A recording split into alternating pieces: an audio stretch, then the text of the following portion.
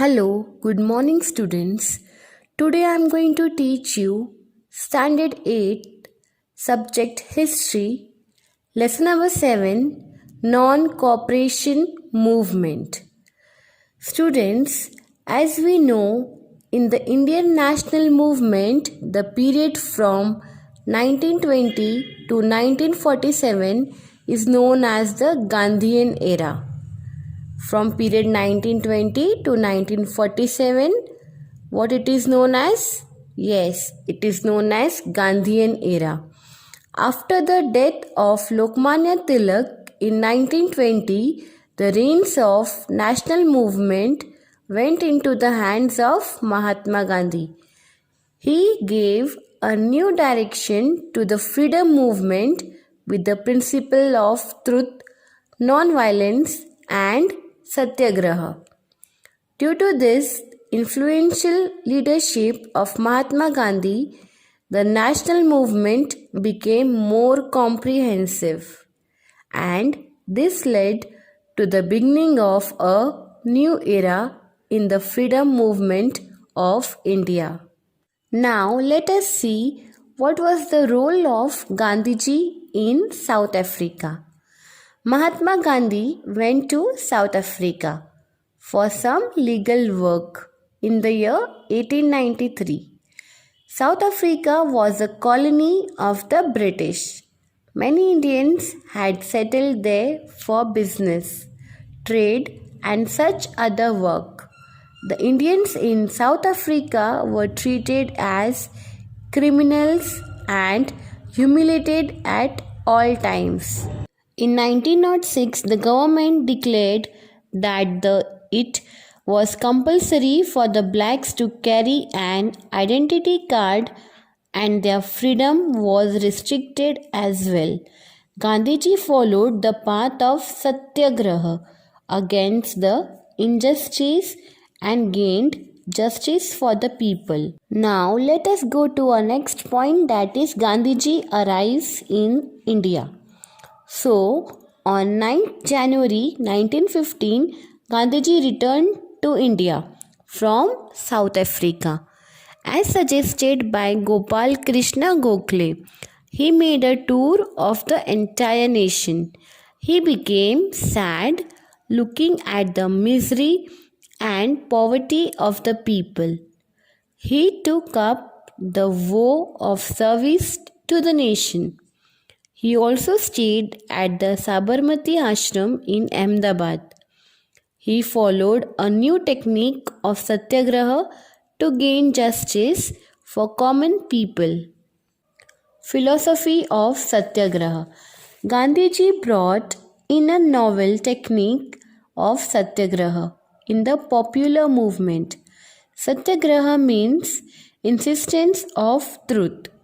The main objective of Satyagraha is through patience, and Satyagraha, an unjust person, is made aware of truth and justice and also bring transformation in his views. A person following Satyagraha should never use violence, and untruth means was the teachings of Gandhiji. Later on, not only in India but in many parts of world, people adopted the path of Satyagraha to fight against injustice. Gandhiji's path of Satyagraha made an impact on Martin Luther King, who was struggling for the rights of the blacks in America, on Nelson Mandela in South Africa. Okay, now let us see something about Champaran Satyagraha. Let us see what is Champaran Satyagraha.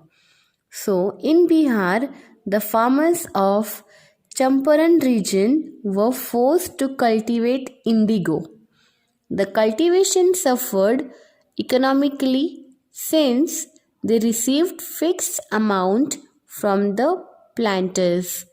Gandhiji went to Champaran in 1917.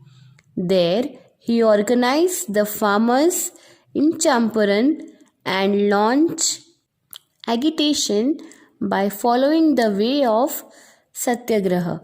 Gandhiji's first war of independence in India became successful and the farmers were given justice. Now, Keda Satyagraha. Due to constant famines in Keda district, Gujarat, the crop had failed. Still, land tax was forcibly collected by the government. Gandhiji suggested that the farmers should refuse to pay the tax. The farmers began the movement for scrapping of tax at Kheda in 1918. Gandhiji also accepted the leadership of this movement. Within a short period of time, the government suspended the tax. Now, workers' movement in Ahmedabad. During the First World War, there was great inflation. Mill workers demanded for rise in salary, but the mill owners rejected this demand. As per Gandhiji's advice, the workers went on hunger strike. Finally, the mill owners had to back off and the salary of workers was also increased due to this movement. Now let us see Satyagraha against Rowlatt Act. In the First World War, the Indians had helped the British. The Indians felt that after the World War is over, there will be a system of governance for taking decisions for well-being of the Indians. There was growing unrest among the Indians regarding the increasing prices and taxes and etc. To suppress this discontent and to suggest measures about it, a committee was appointed under the Sir Sidney Rowlatt. According to recommendation of this committee, a new law was passed without considering the opposition of Indian members in Central Legislative Assembly. On 17 March 1919, this law came to be known as Rowlatt Act. This act gave the right to the government to arrest anybody without any warrant or imprison without any trial. Appeal was prohibited against the punishment given through this act. The Indians called this act as Black Act, and a tide of anger arose all over India against this act. Then Gandhiji launched a satyagraha against this. On 6th April 1919, he appealed to the Indians to follow Hattel all over India against the act. Indians responded to this appeal on a large scale. Now let us learn about Jallianwala Bagh massacre. The movement that aroused against the Rowlatt Act took over a fierce form. In the province of Punjab, Amritsar became the main center of this movement. The government had started the spate of suppression. Gandhiji was prohibited from entering the province of Punjab. Generally, they issued orders of ban on public meetings in Amritsar. Important leaders like Dr. Satyapal and Dr. Kitchelu were arrested for their involvement in Amritsar Heritage case. As a protest against this, on 13th April 1919, on a Baisakhi day, the people of Amritsar assembled at a place named Jallianwala Bagh.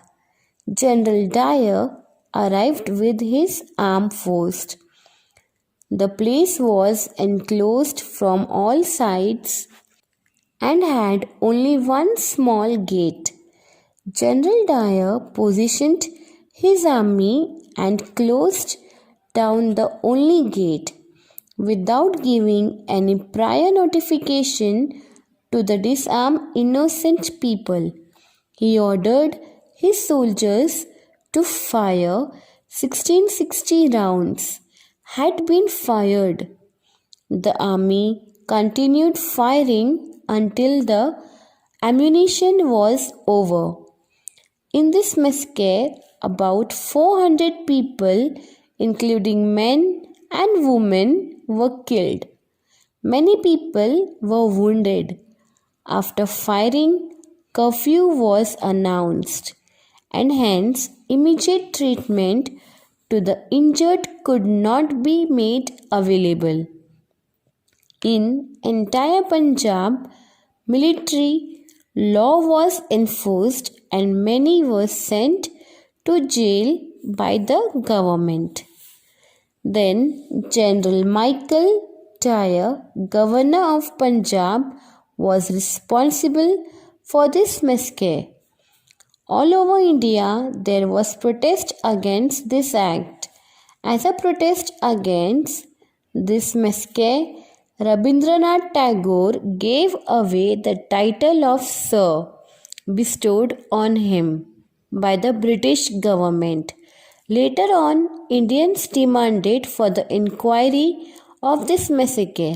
Hence, the British government appointed the Hunter Commission. Thank you.